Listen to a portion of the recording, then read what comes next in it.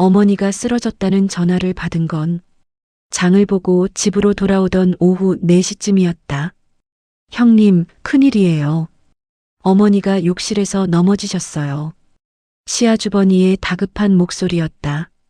그 순간 장바구니 손잡이가 미끄러졌다. 두부가 바닥에 떨어져 터졌다. 나는 그것을 주울 생각도 못하고 택시를 잡았다. 병원 응급실은 소독약 냄새로 가득했다. 침대 위에 누워있는 시어머니는 생각보다 작아 보였다. 늘 크고 강해 보이던 분이었는데 남편은 이미 도착해 있었다. 왔어? 그의 목소리는 이상하게 담담했다. 어머니 상태는? 고관절 골절이래. 수술은 잘 됐는데 문제는 재활이야. 의사는 분명하게 말했다. 최소 석 달. 누군가는 옆에서 상주하며 돌봐야 합니다. 그 순간 모두의 시선이 나를 향했다. 나는 직장을 다니고 있었다. 육아휴직을 막 끝내고 복귀한 지 6개월. 다시 쉬는 건 불가능했다. 남편이 입을 열었다. 간병 도우미 쓰자. 너무 빨랐다. 망설임이 없었다. 나는 순간 묘한 기분이 들었다. 일주일 뒤 그녀가 집에 들어왔다.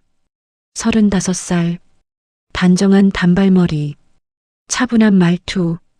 의료 경력 7년. 안녕하세요. 김지연입니다. 허리를 숙여 인사하는 모습이 참 단정했다. 시어머니는 처음엔 경계했다. 남의 손 타는 거 싫다. 하지만 이틀 만에 마음을 열었다. 지연 씨는 손이 따뜻하네. 남편도 말했다. 잘 모셔다 드릴 것 같아. 다행이다. 나는 그 말을 들으며 이상한 안도와 동시에 설명할 수 없는 불편함을 느꼈다. 어느 날 퇴근 후 집에 들어왔을 때였다. 거실에서 웃음소리가 났다. 시어머니와 도우미 그리고 남편. 셋이 함께 TV를 보고 있었다. 아, 형님 오셨어요. 지연 씨가 밝게 웃었다. 그녀의 웃음은 이상하게 편안해 보였다. 너무 자연스러웠다. 남편은 나를 보며 말했다. 오늘 어머니 컨디션 좋았어. 나는 가방을 내려놓으며 고개를 끄덕였다. 그런데 왜인지 모르게 내 자리가 사라진 느낌이 들었다. 남편이 퇴근 후 바로 방으로 들어가지 않았다. 예전엔 씻고 바로 침대에 누워 휴대폰을 보던 사람이었다. 그런데 요즘은 어머니 방에서 한참을 있다 나왔다. 지연 씨, 오늘 운동은 어떻게 했어요? 그는 자주 그렇게 물었다. 처음엔 고마웠다. 시어머니를 챙겨줘서. 하지만 어느 순간 그 질문이 너무 자주라는 걸 깨달았다. 새벽 2시 나는 목이 말라 거실로 나왔다. 부엌 불이 켜져 있었다. 남편과 지연 씨가 마주 앉아 있었다. 둘 다 놀란 표정이었다. 아, 물 마시러. 내 말이 어색하게 흘렀다.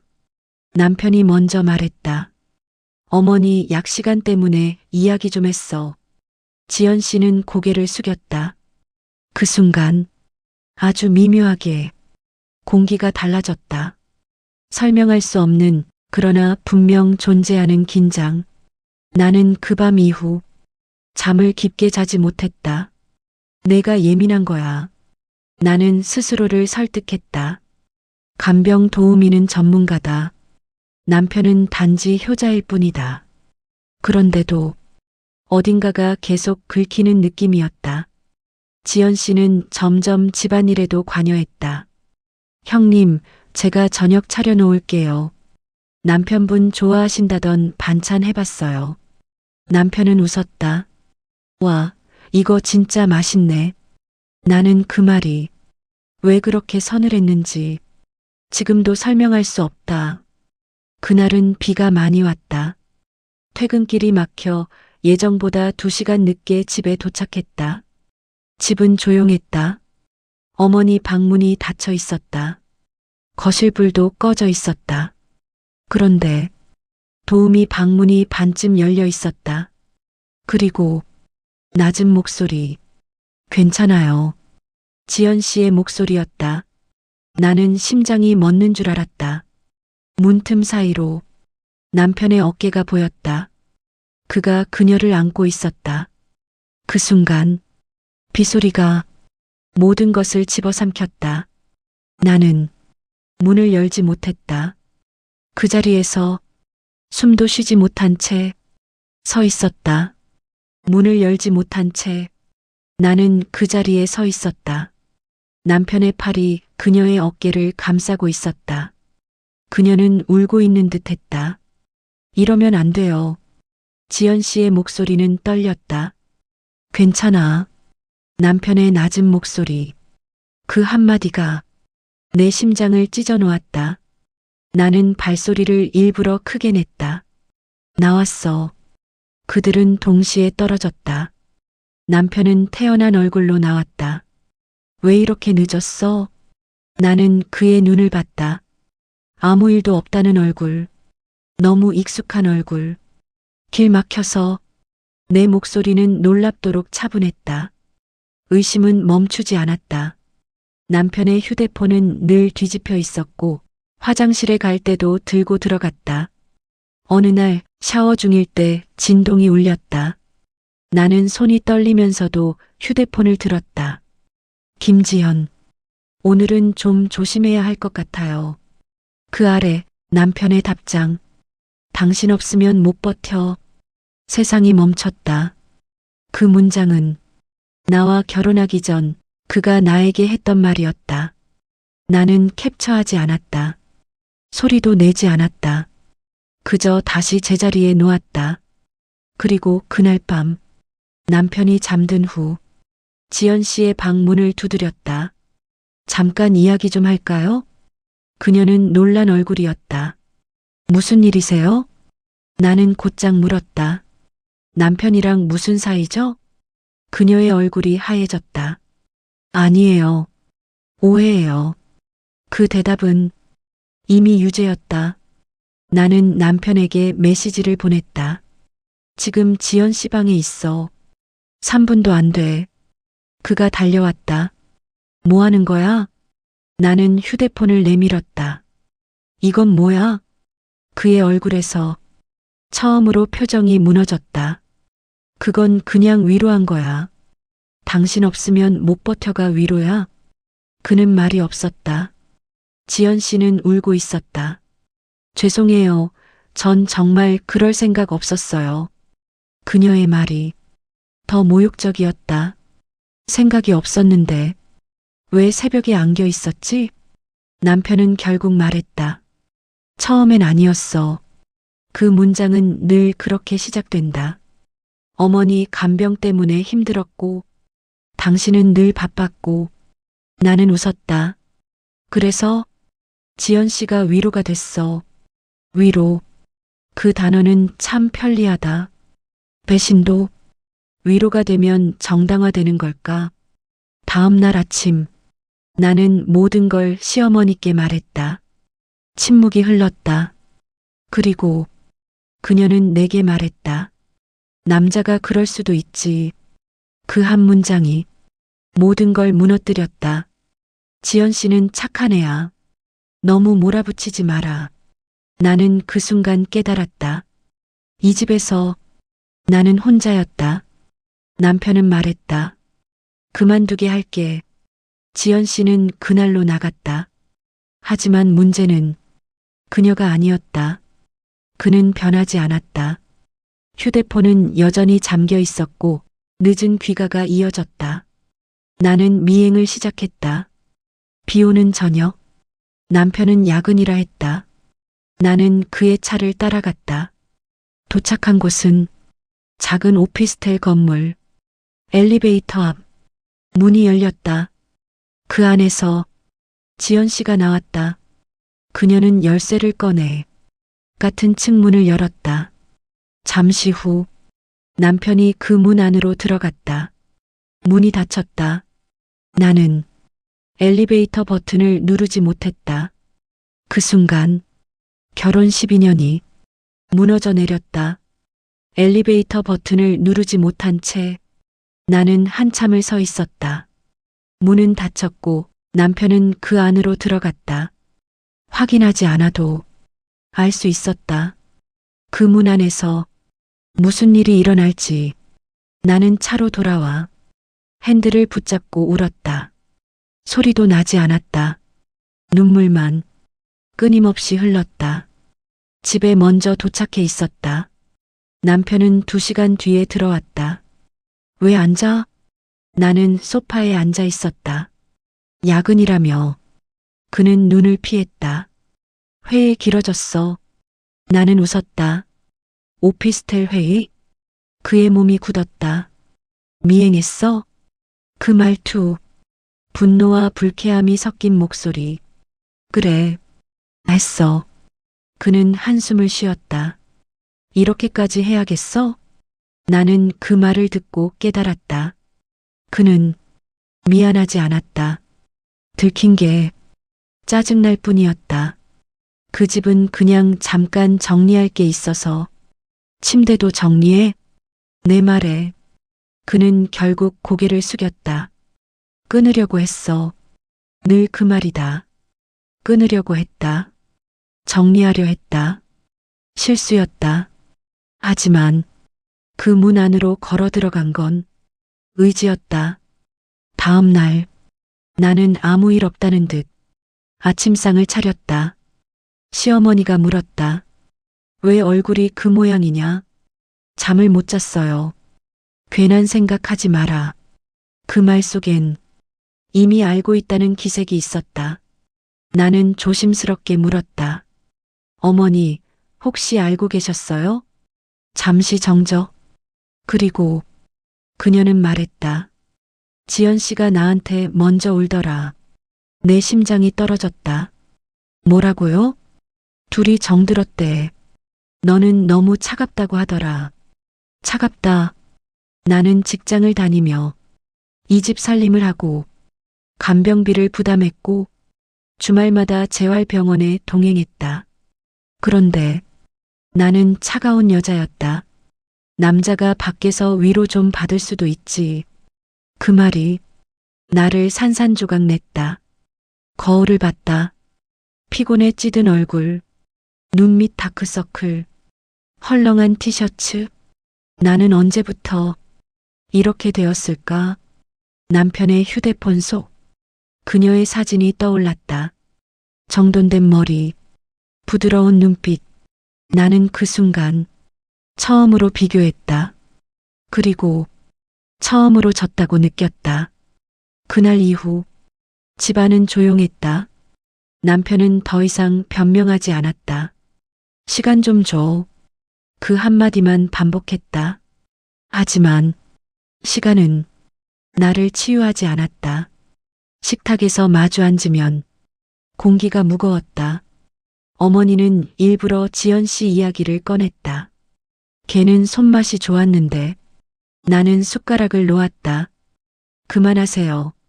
왜? 사실을 말하는 건데. 이 집은 이미 내 편이 아니었다. 나는 다시 그 오피스텔로 갔다. 이번엔 올라갔다. 문 앞에서 숨을 고르고 초인종을 눌렀다. 문이 열렸다. 지연 씨였다. 놀란 눈. 그리고 뒤에서 들려오는 남편의 목소리. 누구야? 그가 모습을 드러냈다. 티셔츠 차림, 맨발. 나는 더 이상 상상할 필요가 없었다. 사랑해? 나는 조용히 물었다. 남편은 대답하지 못했다. 지연 씨가 울었다. 죄송해요. 나는 웃었다. 미안하다고 끝나? 그 순간 무너진 건 결혼이 아니라 나 자신이었다. 집으로 돌아오는 길 전화가 울렸다. 병원이었다. 어머니 상태가 급격히 안 좋아졌습니다. 나는 병원으로 달려갔다. 응급실 앞에서 남편과 눈이 마주쳤다. 우리는 동시에 깨달았다. 지금 이 순간에도 우리는 같은 편이 아니라는 걸. 어머니는 중환자실로 옮겨졌다. 그리고 담당 의사가 말했다. 보호자분들, 중요한 결정이 필요합니다. 그 순간 나는 이상하게도 눈물이 나지 않았다. 중환자실 유리창 너머로 시어머니가 누워 있었다. 기계 소리가 일정하게 울렸다. 남편은 의사와 이야기를 나누고 있었다. 연명 치료는 최대한 해주세요. 그의 말은 차분했다. 나는 그 장면을 보며 문득 이상한 생각이 들었다. 이 사람은 두 개의 삶을 동시에 유지하고 있구나. 어머니의 효자, 그리고 다른 여자의 남자, 그리고 나는 그 사이에서 지워진 존재. 병원 복도 끝 자판기 앞. 나는 종이컵을 들고 서 있었다. 물은 식었고 손은 떨렸다. 그때 문득 이런 생각이 들었다. 왜 내가 무너져야 하지? 배신한 건 그였다. 거짓말한 것도 그였다. 그런데 왜 나는 거울 앞에서 스스로를 깎아내리고 있었을까? 차갑다. 무심하다. 여자답지 않다. 그 말들이 내 안에서 반복 재생되고 있었다. 나는 종이컵을 구겨버렸다. 아니, 처음으로 작게 부정했다. 남편은 병원에 남겠다고 했다. 나는 혼자 집으로 돌아왔다. 집은 조용했다. 어머니 방은 비어 있고 지연 씨 방도 비어 있었다. 그런데 그 방 안공기에는 아직도 흔적이 남아있는 것 같았다. 나는 그 방 문을 활짝 열어젖혔다. 이불을 걷어냈다. 서랍을 열었다. 그리고 발견했다. 작은 귀걸이 한 짝. 내 것이 아니었다. 심장이 잠깐 멈췄다. 그녀의 물건이 아직 여기 있다는 건 이 관계가 끝나지 않았다는 증거였다. 나는 그 귀걸이를 손에 쥐었다. 그리고 생각했다. 이제 그만. 울지 않았다. 이상하게도 눈물이 나오지 않았다. 나는 침대에 누웠다. 결혼 초 남편은 나를 그렇게 안았다. 너 없으면 못 살아. 그 말이 떠올랐다. 그는 같은 문장을 다른 여자에게 보냈다. 그 문장이 이제는 값싼 복제품처럼 느껴졌다. 그 순간 깨달았다. 내가 잃은 건 사랑이 아니라 환상이었다는 걸. 다음 날 나는 평소처럼 출근 준비를 했다. 화장을 했다. 머리를 정리했다. 단정한 블라우스를 입었다. 거울 속 여자는 어제보다 단단해 보였다. 회사에 도착하자 동료가 물었다. 요즘 힘들어 보여. 괜찮아? 나는 잠시 망설이다가 말했다. 이혼 준비 중이야. 처음으로 입 밖에 꺼냈다. 그 말은 생각보다 무겁지 않았다. 오히려 명확했다. 퇴근 후 나는 바로 상담을 받았다. 외도 증거는 충분합니다. 변호사의 말은 냉정했다. 재산 분할과 위자료 청구 가능합니다. 나는 고개를 끄덕였다. 이건 복수가 아니라 정리였다. 이 관계의 공식적인 종료. 밤, 병원 복도에서 남편을 마주쳤다. 그는 피곤해 보였다. 어디 갔다 왔어? 변호사. 그의 눈이 흔들렸다. 설마가 아니야. 나는 담담하게 말했다. 이제 당신 선택 아니야. 내 선택이야. 그는 처음으로 두려운 표정을 지었다. 그 표정을 보며 나는 확신했다. 나는 더 이상 무너지지 않는다. 그때 엘리베이터 문이 열렸다. 지연 씨였다. 병원 복도에 그녀가 서 있었다. 손에는 과일 바구니. 남편이 당황했다. 왜 왔어? 그녀는 말했다. 어머니 걱정돼서. 나는 천천히 그녀에게 다가갔다. 그리고 손에 쥐고 있던 귀걸이 한 짝을 내밀었다. 이거 두고 갔더라. 복도 공기가 얼어붙었다. 지연 씨의 얼굴이 하얘졌다. 남편은 아무 말도 하지 못했다. 나는 미소 지었다. 이제 숨지 마세요. 곧 다 정리될 테니까. 그 순간 무너진 아내는 사라졌다. 남은 건 결정한 여자였다.